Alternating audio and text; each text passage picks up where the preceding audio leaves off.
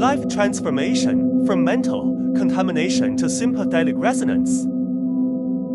Hello everyone, and welcome. Today's topic is a powerful wake-up call for anyone on a spiritual path. We all seek blessings, wisdom, and liberation. But have you ever noticed that sometimes, the more you learn, the more exhausted or confused you become, even when listening to the True Dharma? Why is there an underlying sense of resistance or doubt in your heart? Today, based on profound teachings from the Ma'ai, we will explore a striking metaphor, the broken bridge and the plunge. This is more than just a story. It reveals the painful consequences of contaminating the mental faculty and points us toward the ultimate shortcut to life transformation, sympathetic resonance. Part 1, Offering and Aspiration, the starting point of all practice. Before we dive in, we must adjust our mental coordinates. We are taught that when we see beautiful flowers in life, we shouldn't simply pick them for our own selfish pleasure. If picked, they should be offered to the Buddha. When offering, you may sincerely aspire, may these offered flowers pervade the 10 directions. As an offering to the Triple Gem and all Dharma protectors, may their fragrance permeate all sentient beings, leading them to enter the Buddha's wisdom together.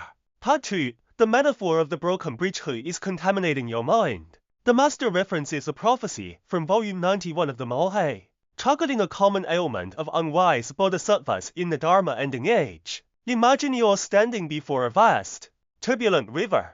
You have no supernatural powers and cannot swim across. Suddenly, a bridge appears.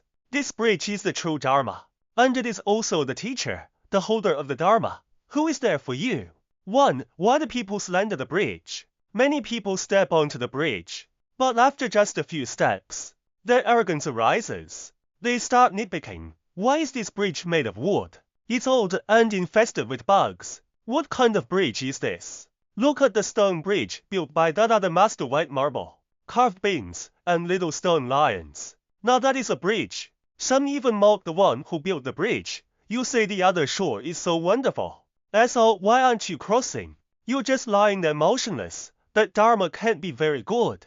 If it were truly great, wouldn't you have run across already? 2. What is true diligence, vigor? The master gives a startling definition here. The fact that the bridge stays exactly where it is, motionless, is precisely what is called diligence and heedfulness. Why? Because if the bridge ran away, it wouldn't be a bridge anymore. The merit of the bridge lies in being unmoved. It stays there so that others can cross safely. But the unwise mistake this merit for contamination, judging the teacher for being lazy or stagnant. 3. The tragic retribution of contaminating the mental faculty. This doubt and slander directly contaminate your manas, your mental faculty. What is the result? Unconscious loss. You lose the Dharma, but you aren't even aware that you've lost it. Difficulty in understanding. Later, when a teacher explains the Dharma, even the simplest, most direct truths, you simply cannot comprehend or see it. Obstacles in study. You become blocked from any Dharma that specific teacher knows. For example, if you once taught the 10 wholesome deeds, you will find it impossible to learn or practice them later. Deadlock is formed. This is the current state of many. They barely understand the words, yet they absolutely cannot put them into practice. This is a karmic obstacle. Without repenting for purity, one can never truly thrive. Part 3, the head of a chicken and the end of wisdom life. Many look down on this broken wooden bridge because it doesn't fit their grandiose imagination of Buddhism. So, they make the most foolish choice. They jump off the bridge. 1. Why jump off? Because of arrogance. They think, I can't swim, but I see some logs floating in the water. Can't I just grab a log and get across? That way I look cool. I don't want to be the tail of a phoenix following someone else. I want to be the head of a chicken, splashing around in the water, leading my own group, to the cost of drifting with the current. The master laments, logs simply drift with the current. They do not lead to the other shore. Those who jump in appear busy and popular, leading dozens of others in the water, but they lose all sense of direction. Their wisdom life effectively drowns. When they are on the verge of drowning, do they regret it? No, they still think they are special. Even though their lives, wisdom, and abilities are a mess, they remain immersed in the vanity of being unique. 3. The wise approach. When wise people fall in and realize something is wrong, they immediately grab onto the bridge pilings. Even if they can't get back up immediately, they refuse to drift away. The highest practitioners, even if they think the bridge is broken, stay on it with absolute determination. Cessation is Bodhi when you stop creating a fuss, stop chasing fame and profit, and simply rest upon the Dharma. You become stable. Part 4. Knowing the law but breaking it double the guilt. The master mentions a crucial spiritual rule, contempt for the Buddha and the Dharma. Many people think, since creating karma as a Buddhist is so heavy, I'll just stop studying. If I don't know the rules, I can't be blamed for breaking them, right? This is a massive misconception.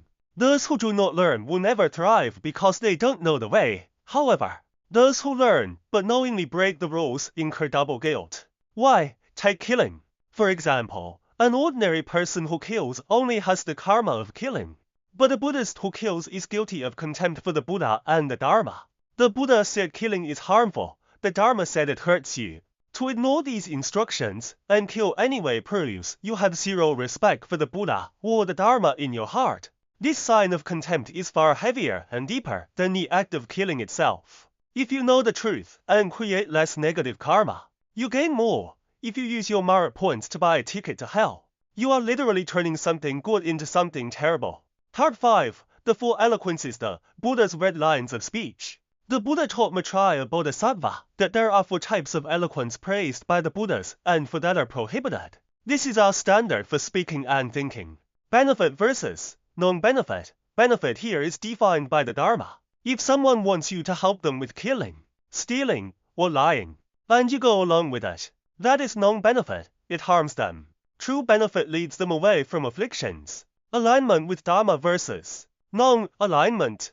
Extinguishing afflictions vs. increasing afflictions. Do your words help someone's anger, greed subside? Or do they fuel them? Nirvana merit vs. secret birth and death. The master warns, do not go along with someone's afflictions, just to make them like you. If you haven't stood your ground or achieved merit, mingling with sentient beings will only drag you down completely. Part 6. The disciples mark the miracle of turning 10 into infinity. Next, let's talk about leaping growth in practice the disciples mark. This is a mathematical puzzle many find hard to understand. The master says, suppose a teacher has only 10 points of merit. If you study normally, you might get 10 points. But if you possess the perfect disciples mark, total respect, reverence, service, and offerings, you can actually receive 10, 0 points, or even infinity from those same 10 points. Why? Because those 0 points don't come from the teacher as a person. Rather, through your extreme reverence, you are directly connecting to the vast treasury of the Dharma through the teacher. The teacher is merely the link. Consider the 6th patriarch, Hunan, when the 5th patriarch sent him to the back courtyard to do chores. He never asked why. He lowered himself completely to serve, focused only on doing the work perfectly. This extreme humility and service allowed him to enter the realm of infinity. Part 7. Sympathetic Resonance, the ultimate code of achievement. Why must we be obedient? Why must we maintain the disciples' mark? The master uses a scientific concept, sympathetic resonance. 1. The tuning fork experiment. If you place 2 tuning forks of the same frequency together and strike one, the other will begin to vibrate without being touched. But if the frequencies are different, you could smash one and the other would remain still. The relationship between teacher and disciple is the same. If you are nitpicking and selfish every day, you are not on the same frequency as the teacher, and you will never receive the energy. 2. The pendulum experiment. Multiple pendulums on the same platform will eventually synchronize. The Dharma is this platform. If you can achieve one heart, one virtue, and one practice with the teacher, you will resonate with the Dharma.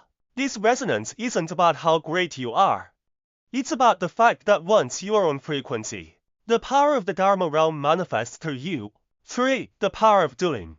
The great masters Hunan, Milarepa, Bodhidharma were all obedient. Before Milarepa even met his teacher, he offered to plow a whole field for a stranger, who happened to be his teacher in disguise. He thought, I asked for directions. He told me, that is a kindness I must repay.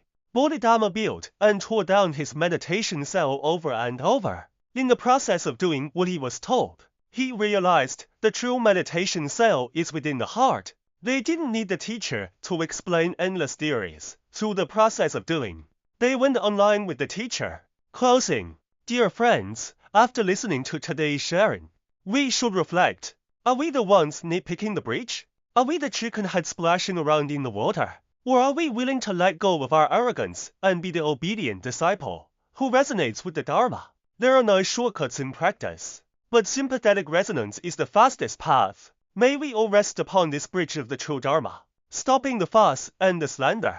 Hold fast to reverence and plant that seed. May we all resonate on the platform of the Dharma with all Buddhas and Bodhisattvas, and together realize enlightenment.